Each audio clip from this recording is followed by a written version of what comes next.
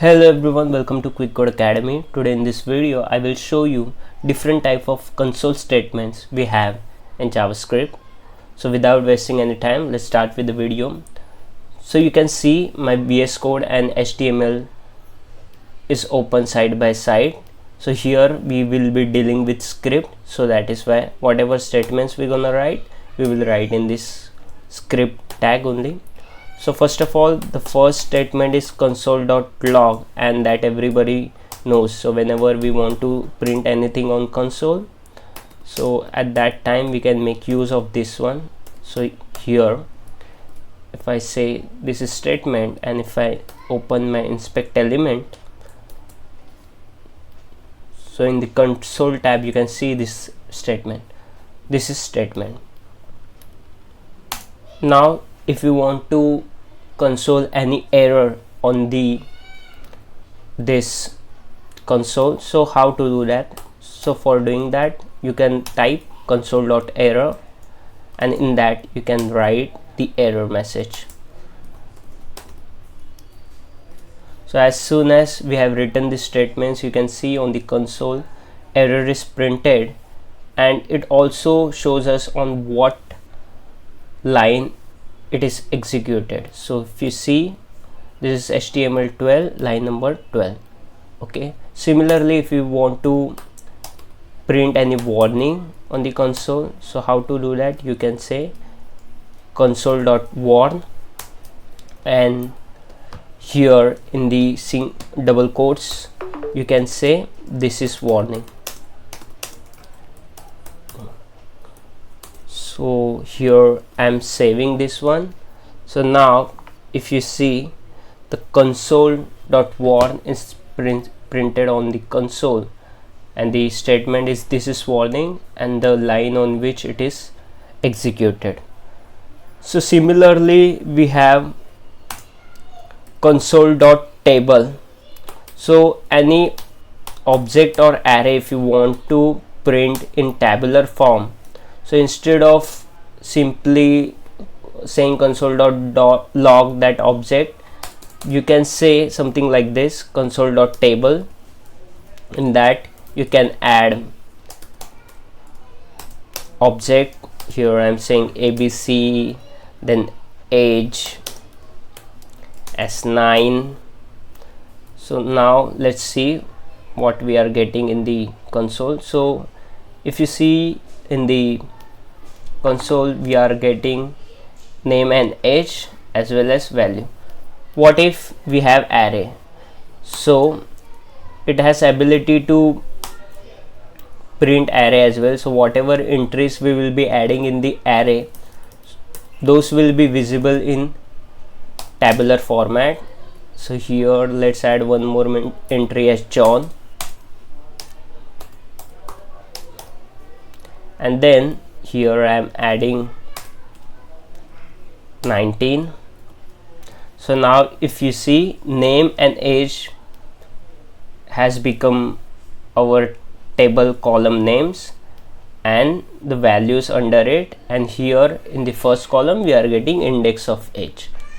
So in this way, if we want to print any array or object, this will be ideal way to put it.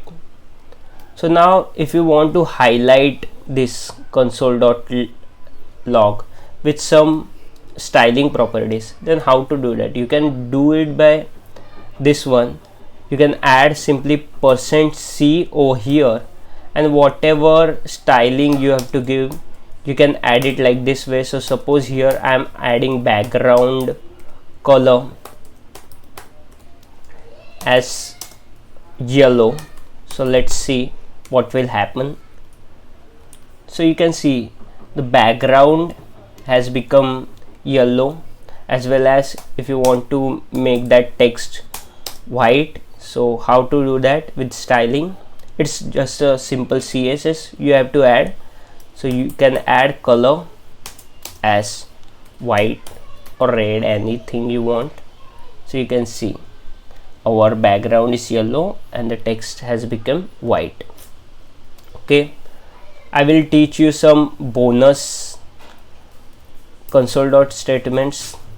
So if you want to check how much time the code has took to execute. So how to do that? So you can simply add one line console.time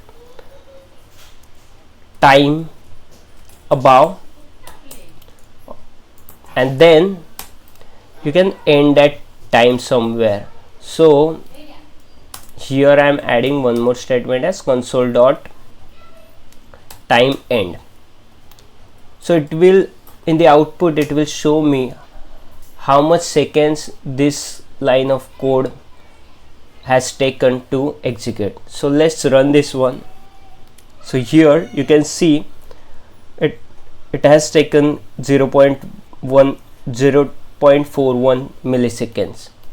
This is very useful if you want to check any performance of our code.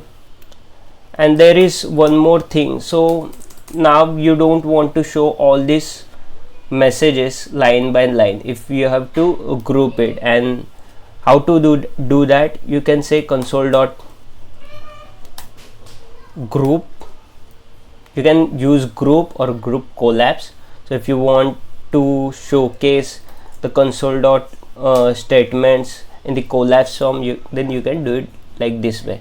So whenever, if you want to check, we can simply expand this and later we can collapse them.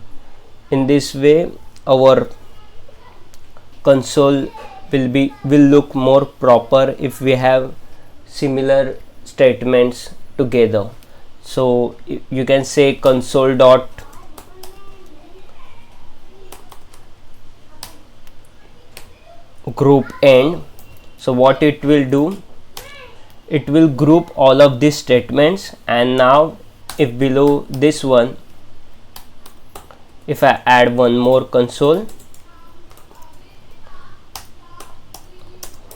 then it will be out of that group, and here you can see which console was part of which group. So in this way we can segregate our console statements based on our need. So I guess these are few important console statements that every developer should know. I hope you like this video. If you find this video helpful, make sure to leave a comment in the comment box section, like this video and subscribe to my channel. Thank you all.